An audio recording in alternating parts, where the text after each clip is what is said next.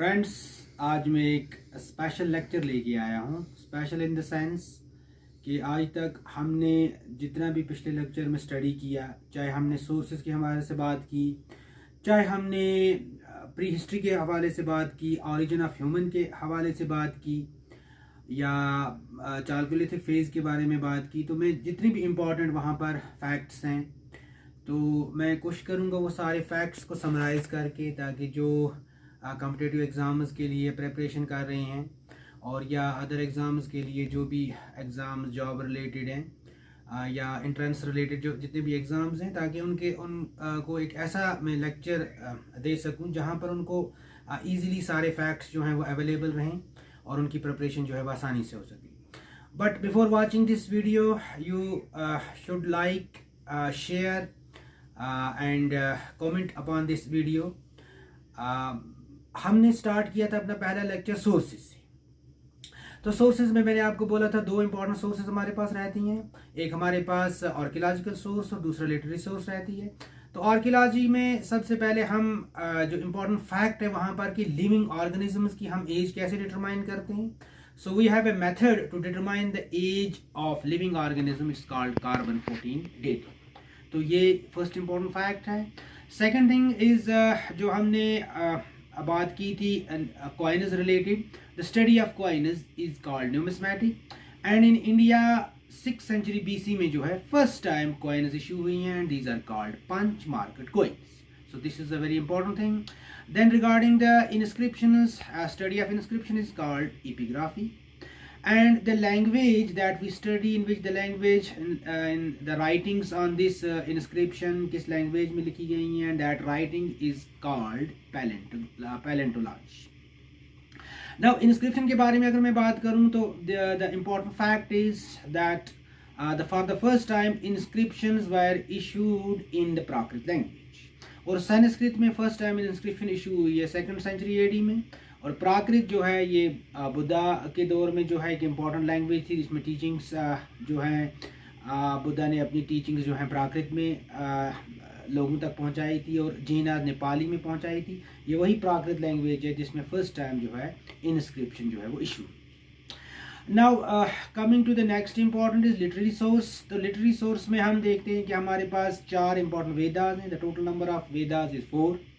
ऋग्वेदा जो 1500 से 1000 BC, ये इंपॉर्टेंट डेट है वेदा जिसमें ऋग्वेदा लिखा गया है, बल्कि लिखा तो वेद में गया है। ये ऑरल ट्रांसफॉर्मेशन हुई है, कंपिलेशन हुई है, और ऑरली ये चलता रहा जब तक राइटिंग डेवलप हुई। Then from in the second phase जो हमारा रहता है वैदिक फेज का 1000 टू 600 BC, जिसको हम लेटर वैदिक फेज बोलते हैं या एपिकेज भी बोलते हैं। तो इसमें 3 वेदास कंपाइल हुए हैं, याजुर्वेदा, देन सामवेदा एंड अथर्ववेदा। तो ऋग्वेदा की बात करें, इसके टोटल 10 बुक्स हैं, 10 मंडालास हैं, book 1 and book 10। This very important, these are latest editions, और book 2nd and 7th are the oldest editions. और ऋग्वेदा जो है it is written in and at a time when other important book was written in Iran, that's called जिंदवेस्ता।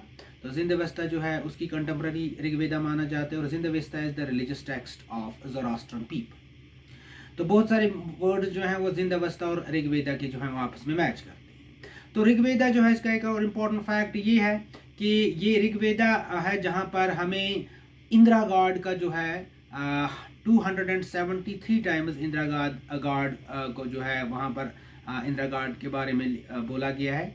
सबसे ज़्यादा जो references मिलती हैं हमें Indira, God of thunder and God of rain, और इसको पुरंदर यानी ब्रेकर ऑफ फोर्ट्स भी बोला गया है। तो टोटल हाइमन्स की जो इसकी टोटल हाइमन्स कितनी है ऋग्वेदा में 1028 हाइमन्स हैं, and this is the book of religious this rituals and ceremonies, mantras. और यही वो ऋग्वेदा है जहाँ पर मोस्ट फेमस जो है गायत्री मंत्र इसी ऋग्वेदा का जो है मंत्र है, और जो सावित्री गॉडेस यानी गॉडेस ऑफ लाइट को जो है डेडिकेट किया गया है।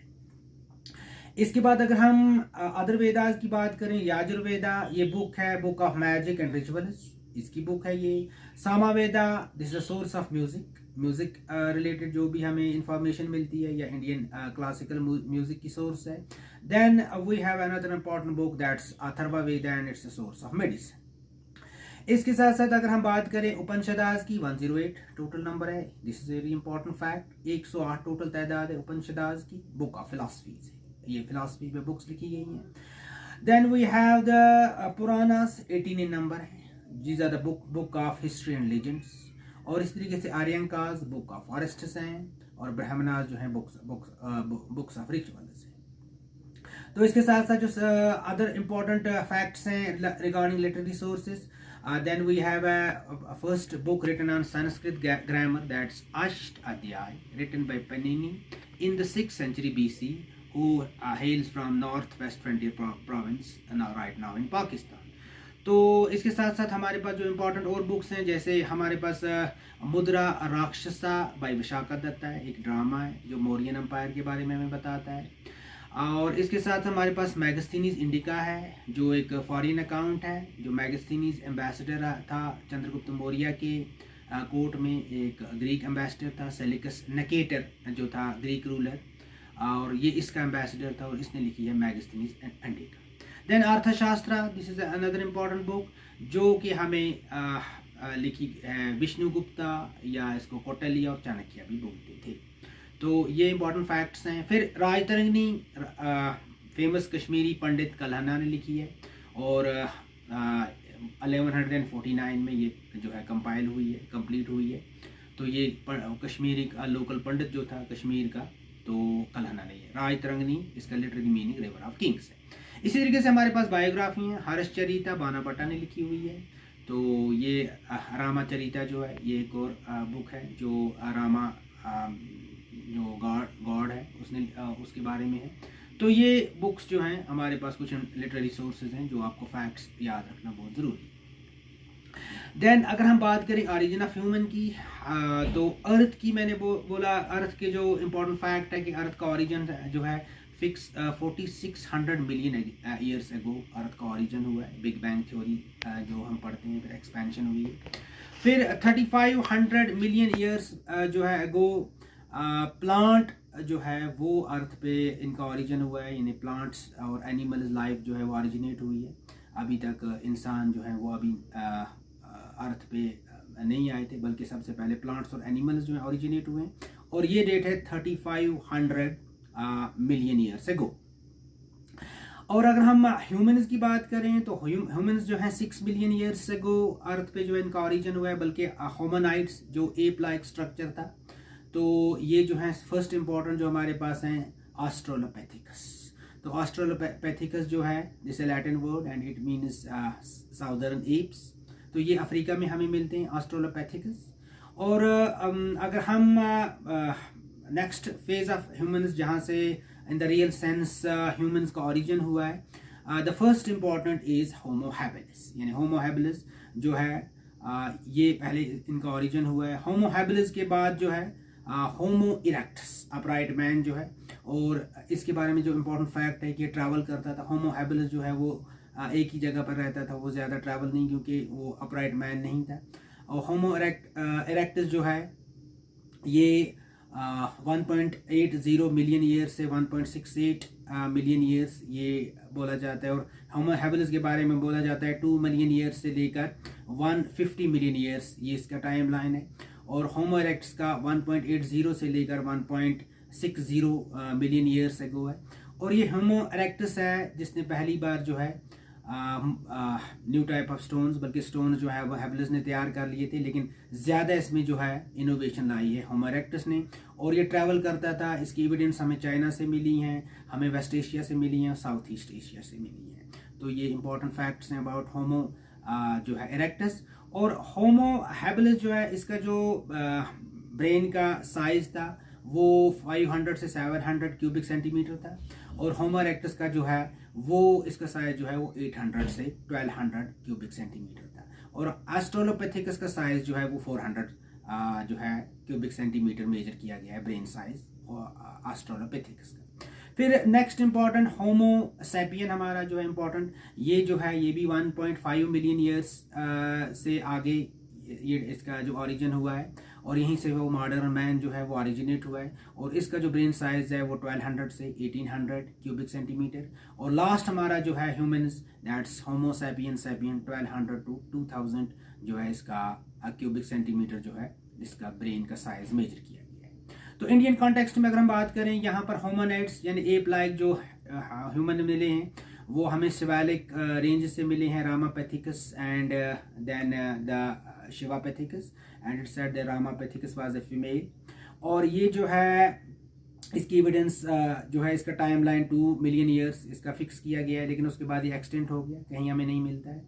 और हमें जो है ह्यूमन स्ट्रक्चर जो इंडिया में ह्यूमन स्पीशीज का पहला जो हमें एविडेंस मिला है वो बोरी प्लेस इन महाराष्ट्र से मिला है। और मॉडर्न ह्यूमंस की जो हमें जो है एशिया के अंदर जो है फर्स्ट जो मॉडर्न ह्यूमन का हमें एविडेंस मिला है वो श्रीलंका में एक जगह है फाहियान, वहाँ से हमें मिला है।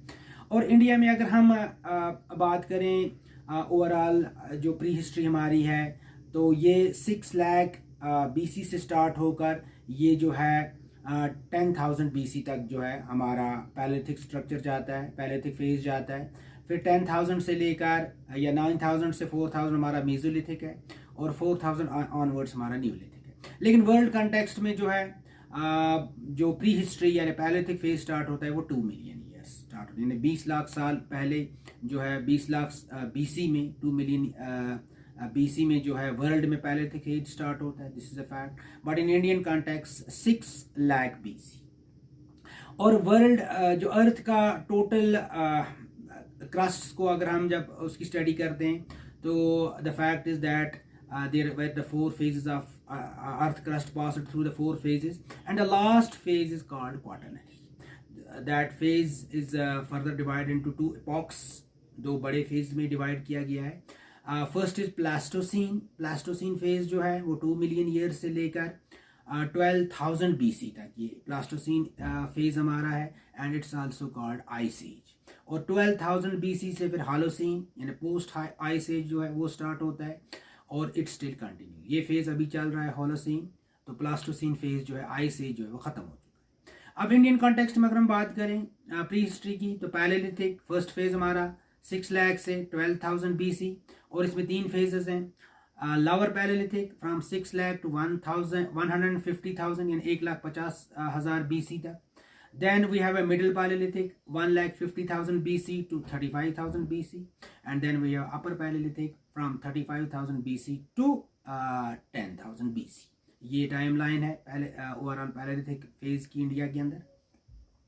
और अगर हम लोअर पैलेलिथिक की साइट्स की बात कर लें तो हमारे पास सोन या सोहन पटवार प्लेटो पाकिस्तान में है, फिर हमारे पास बीलन वैली है यूपी में, हमारे पास बिम्बिटका है इन मध्य प्रदेश, दिदवाना राजस्थान में है।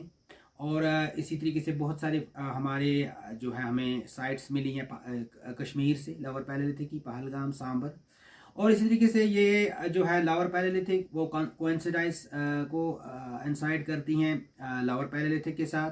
तो ये साइट्स यहाँ पर जो है खासकर अगर हम दिदवाना की बात करें, बीलन की बात करें, तो यहाँ पर हमें मिडिल और अपर पैलेलिथिक के टूल्स भी मिले हैं। एंड रिगार्डिंग द लैंग्वेज ये बोला जाता है कि प्री हिस्ट्री में जो हमारे पास लोअर पैलेलिथिक फेज है, तो यहाँ पर जो है इम्पॉर्टेंट चीज़ ये थी कि यहाँ पर कम्युनिकेशन जो है वो जो है जेस्चर बेस पे थी, यानी इशारों के थ्रू जो है वो कम्युनिकेट करते थे। लेकिन लैंग्वेज जो है वो डेवलप हो गई है 50,000 BC में, यानी it's towards the end of middle palaeolithic कि लैंग्वेज जो है वो ओरिजिन हो गई है, लैंग्वेज का ओरिजिनेट हो रहा है। Now the people started communicating through language. This is another important fact regarding this pre history. तो अगर हम अपर पैलेलिथिक की बात करें 35,000 से लेकर हमारा जो है 10,000 BC, this is the last phase of ice age या प्लास्टोसीन एज। और यहाँ पर जो आइस एज ख़त्म हो जाता है, और फिर इसके आगे जो है हमारा पोस्ट आइस एज या हालोसीन फेज आता है।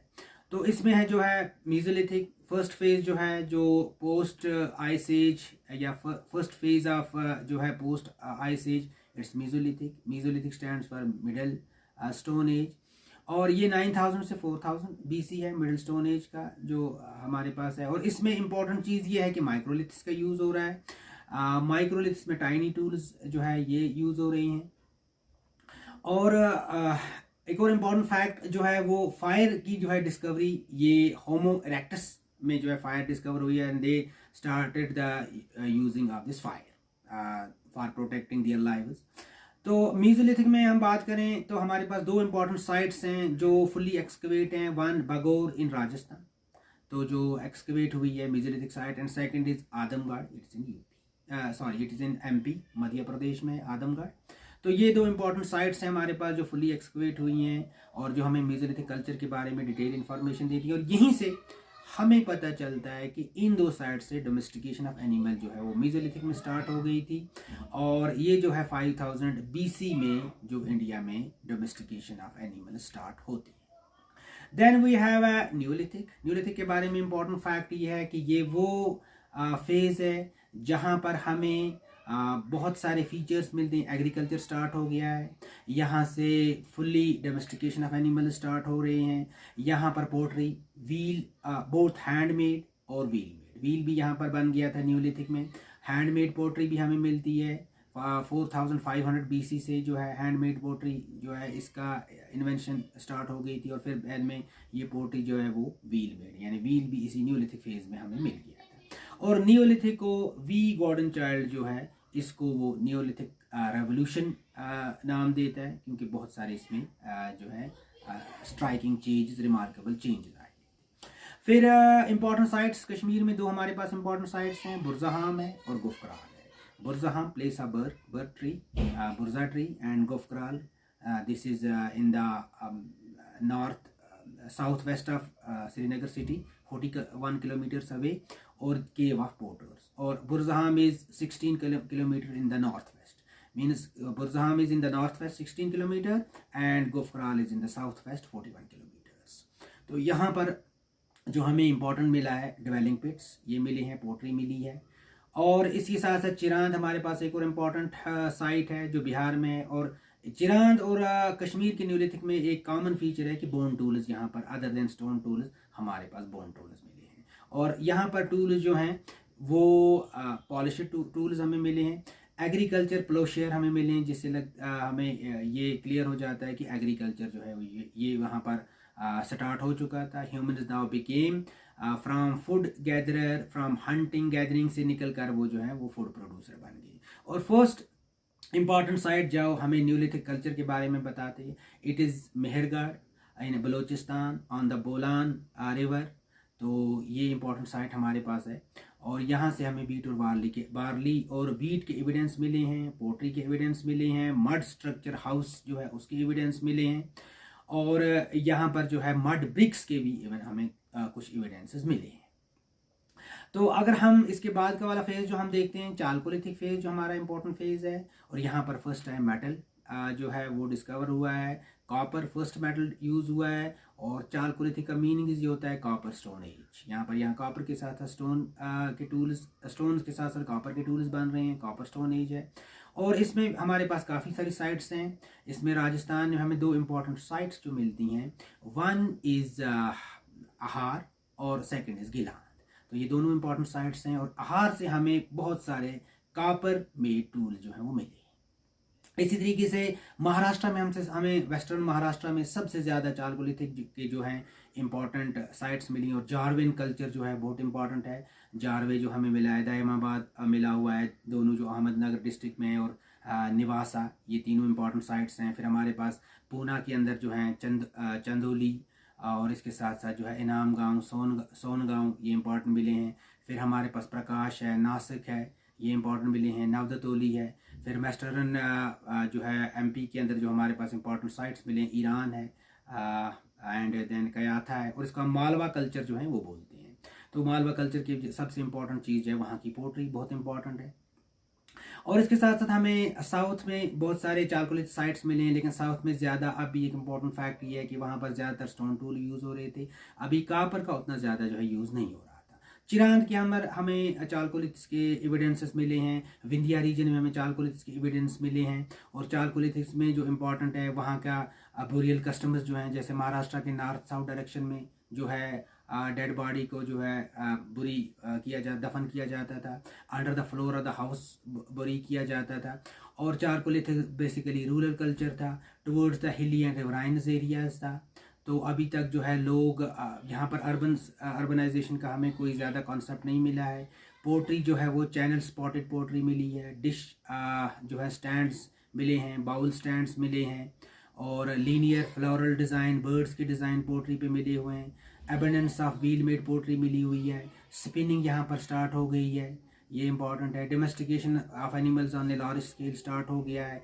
हॉर्स का कोई एविडेंस हमें चारकोलिथिक फेज में नहीं मिला है। बफेलो, कैमल, गोट, शीप, इनके हमें एविडेंस जो हैं चारकोलिथिक फेज में मिले हुए हैं। तो ये जो हैं हमारे इम्पॉर्टेंट फैक्ट्स, जितने भी मैंने अब तक लेक्चर दिए, ये मैंने समराइज़ करके आपके लिए इम्पॉर्टेंट फैक्ट्स जो हैं उसका एक लेक्चर बना दिया। Hope you will enjoy. और आप मेरे चैनल को सब्सक्राइब भी करोगे, शेयर करोगे, लाइक करोगे, और इसके साथ साथ कमेंट जो है वो ज़रूर करोगे कि लेक्चर कैसा लगा और मज़ीद इसमें क्या इम्प्रूवमेंट ला सकते हैं। Thank you.